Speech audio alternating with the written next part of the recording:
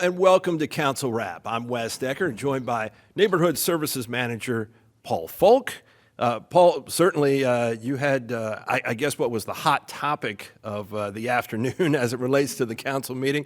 A lot of discussion, but this is something that has been a long time coming. There have been different iterations. There have been different approaches to the transient housing, and you were providing an update.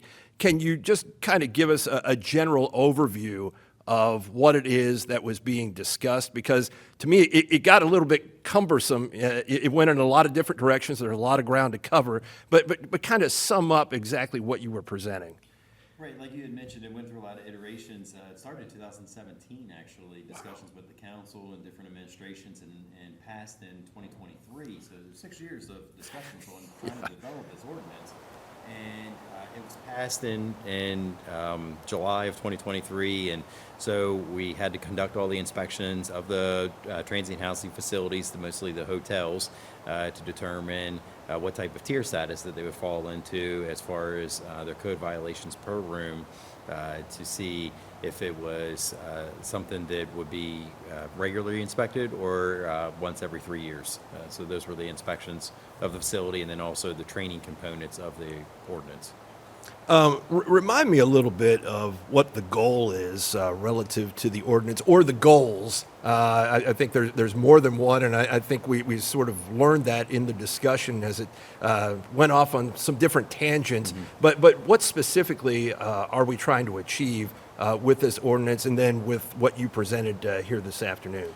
So with the ordinance, the overall goal is to have a safe environment for transient guests to stay in Hagerstown, whether or not they're there on a temporary basis because they were displaced of some life event in a hotel, or someone that's visiting Hagerstown for any of the amenities that we offer here in Hagerstown for people to visit. And then hopefully, as you're maintaining these types of properties, you're showing more care for the facilities, and that might reduce your calls for other services that the city provides, such as police or fire services. So your department, Planning and Code Administration Department, specifically code compliance, along with the Hagerstown Fire Department, did joint inspections at these 13 different facilities. And in looking at some of what came back there, found out that 22% of the guests are transient, 13% are residents.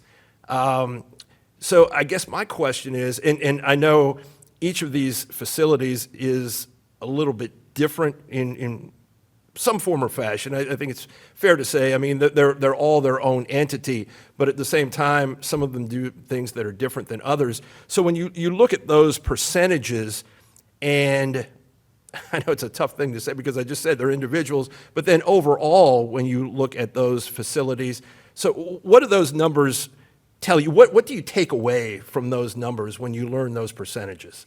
It was always interesting meeting the guests that were staying in the hotels just over time, because you're talking to them. You're just we had teams that went through the places, so we weren't disrupting their stay in the hotel.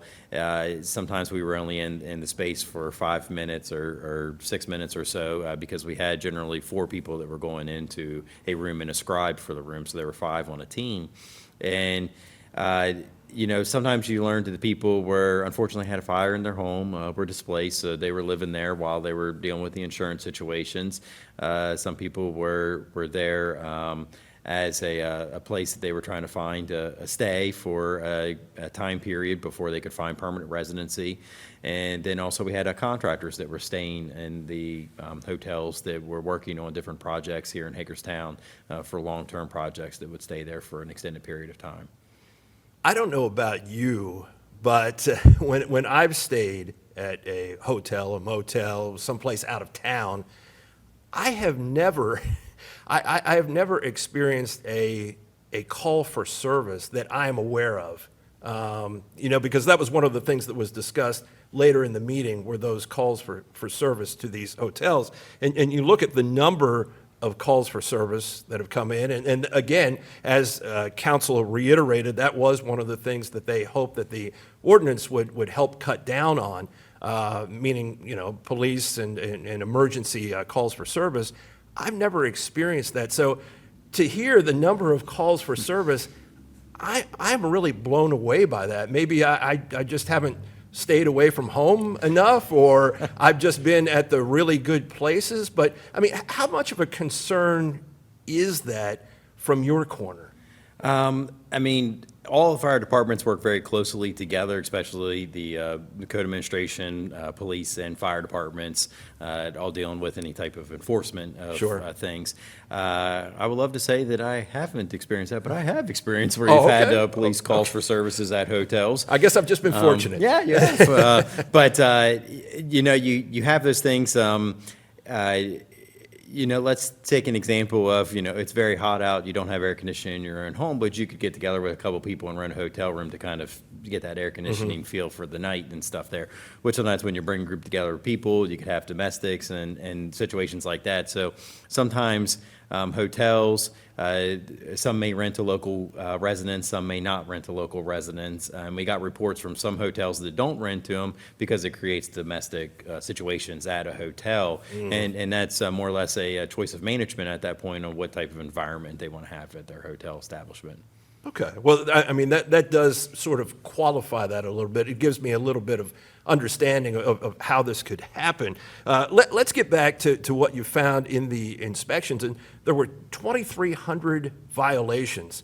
That seems like a large number, too. And I think you sort of alluded to that.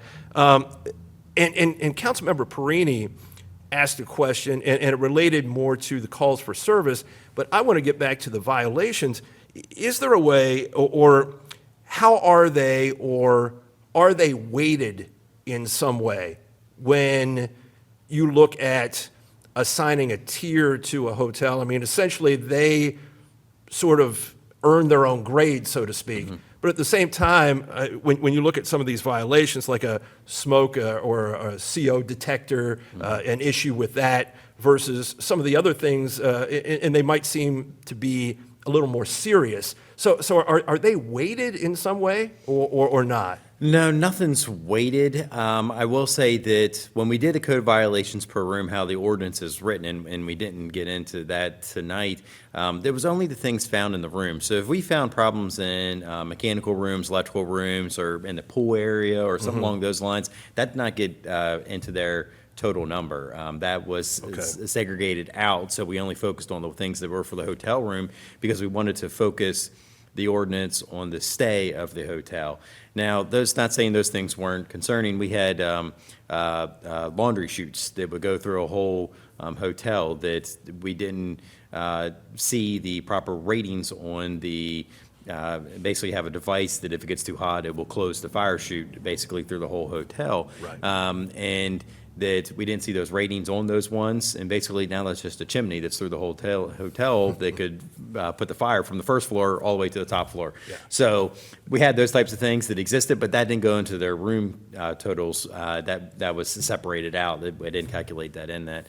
And with the rooms, no, they're not weighted for any type of violations. Yeah, and it seemed very troubling to me, and I'm guessing in a way it was at the time. You're probably sort of scratching your head, and I don't want to put words in your mouth. I'll let you answer this. But, you know, when you're going through and you talked about, I guess, at least one hotel where you're saying, yeah, these smoke or CO2 detectors or these CO detectors are not working, and they're coming right behind you and replacing them with ones that do work. If they already have them, why are they waiting for you to get there to do that? And I know you can't read their minds, but that just seems ridiculous to me, especially when they've scheduled this inspection with your department. I think on some of that with Emily's idea, which I think was a great idea for the information session to have with the hotel management, of just if you're having your housekeeping staff go in there, provide them with the tool, the same tool that we have, just a metal rod. You can test the smoke detector to make sure it works while you're in there. You're testing it. Do it once a month or something like that. Something more frequently than just waiting for the department to come through. Now, granted, we were taking them down and we were checking the dates on them to make sure they were in date and weren't out-of-date smoke alarms in places. But that was something that they did do. But that's because we were closing the rooms and taking them offline. You ended up with 6 Tier 1 hotels, 7 under Tier 2. How did those results compare to perhaps what you expected going in? Pretty much landed at where we expected it from our visits over the years to the hotels. We would respond complaint driven, so we could see the complaints that were coming into our office, and it pretty much landed at where we expected it to be. Did the hotel owners and/or managers, you talked about having some conversations with them that you felt were pretty productive. I'm guessing, though, because this seemingly had gotten so out of hand that these discussions started in 2017 here at this table about what the city could do to ensure the safety of individuals who go to these establishments. So the question is, the questions that you got from the owners and/or the managers, were they questions where they were real and sort of legitimate? I mean, were they unaware of some of these things? You talked about Emily wanting to come up with a way to maybe provide a little more education. But I guess my question is, were they trying to get around things by saying, hey, I didn't know that, I didn't understand that, or what was your feeling? Were they more real and legitimate? I believe a lot of them were understanding on situations. Anytime you're underneath any type of chain name, that they do have like their spot checks and inspect places and different things. So a lot of the hotels were used to those, but they're only doing a handful of rooms where these inspections are getting the full dynamic of the hotel with an inspection. So they're really getting a better understanding of the conditions of them. And so, there were things that some owners were just unaware of. They didn't know that thing didn't function or didn't have the appropriate rating on stuff. And to be fair, on some of the hotels that they were constructed many years ago, and certain things on fire safety don't really grandfather in certain type of aspects. So there are certain things that they had to update or fix to be more compliant with current codes. Yeah, I think that makes that makes sense for sure. I think this is such a difficult topic to get your arms around it, and we heard from council different things, and I think for the most part, the reason that this was all discussed to begin with, again, was to ensure safety. Councilmember Schindler brought up another aspect of this, and that's certainly perception. People coming into our city, using these hotels, and then finding conditions that exist that just aren't going to work for them. And again, I guess maybe I just don't get out enough, but I've never been at a place where I could truly say that I've walked away and gone, man, I will never go back there again. That's certainly something we don't want to happen.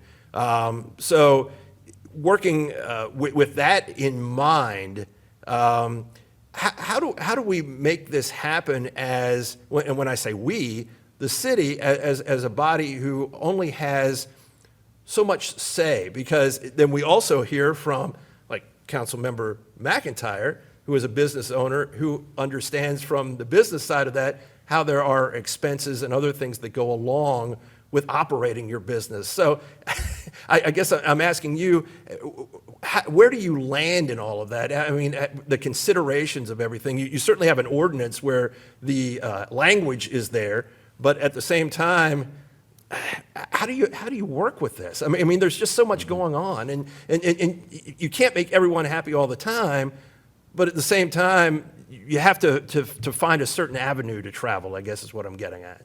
Well, we're going to have to get you out more to travel in different hotels for experiences. Evidently. Because I had one just a few years ago that I would never go back to that hotel. But I think a lot of it will revolve around education anytime when it comes to codes and understanding things. When you talk to the different owners or the managers and they don't realize certain things exist, just explain it like just for example I gave with the smoke and CO alarm for deaf and hearing impaired, that there's a requirement on state law that you have a sign on your lobby that says you're to have this. No one knew that. And I didn't even know it until I read the ordinance when we're starting on the enforcement for things. And it's been around since the 90s. So it's just, I think a lot of it's going to revolve around education and letting people know those requirements, and I think there'll be more maintenance done voluntarily just by meeting those requirements. And then as we're doing the inspections, we're going to see some of the violations drop off that were ones that if you just had knowledge of, you maintained the things. You know, I guess a good example is the fire doors. Fire doors, like I mentioned, were our entry doors into the hotel room. Those are fire doors. Well, what's one of the things that we all go do, especially when we're traveling with a team? I did it all the time. You flip that little thing and you go down the hall to go get the ice or whatever, and Yeah, you because got the door closed. it's a pain to keep opening the door. Exactly, So- but then that will wear down eventually Yeah. on any of those hinges, and they don't close and latch. And then Right. when we're testing this stuff, it's not happening. Okay. And that's just one of those that they can do maintenance on that to know if there was a sports group that came through or something or anything. Just check those that actually, when your housekeeping's there, just make sure they close and latch before you go out of the room. It's a very simple check, and it doesn't take much effort. So based on the discussion and the feedback you received, where do you go from here? What's the next step for you in then returning to present again to mayor and council? So I'm going to work with our city attorneys to revise some of the codes on some of the things that we have suggested, to massage out those things with the council and what we might want to adopt into the code. And then we're working on finalizing our information session. And like I mentioned, that myself and others are going to visit some other jurisdictions, just see how they conduct their hotel inspections, because we don't want to be, more restrictive than other jurisdictions, but we want to be just as consistent with those ones and see how those inspections are conducted. So we do those right along. Surprisingly, when you ask another jurisdiction, can I ride along until you do your inspections? Very hard to get them to agree to things at times because that's not something that's very commonly done. Interesting. I guess the final question I would ask you is, what should the takeaway be for a resident of the city of Hagerstown in terms of what they hear about transient housing? I mean, they may never stay in one of these places, yet this has been such a hot topic of conversation. So what should they take away from this at this point? Well, one of our residents, they might not actually stay in it, but family that are visiting them may actually stay in these hotels. Very true. So they want to make sure that their families come in, that they're not going to take home extra visitors with them, that they have a safe place to stay when they're here, Yeah. that they know that they're going to be safe when they come to Hagerstown. Yeah, no, I think that's all very valid. As always, Paul, very, very informative. I mean, the guy doesn't even have any paperwork in front of him. I mean, this stuff is ingrained in his mind. I do appreciate it. Thanks for sticking around. I know you talked about it a lot during the meeting, so to give me a little more time afterwards, much appreciated. Well, thank you, Wes. Thanks to all of you for watching, and I look forward to seeing you next time. For now, and Council Wrap, that is a wrap.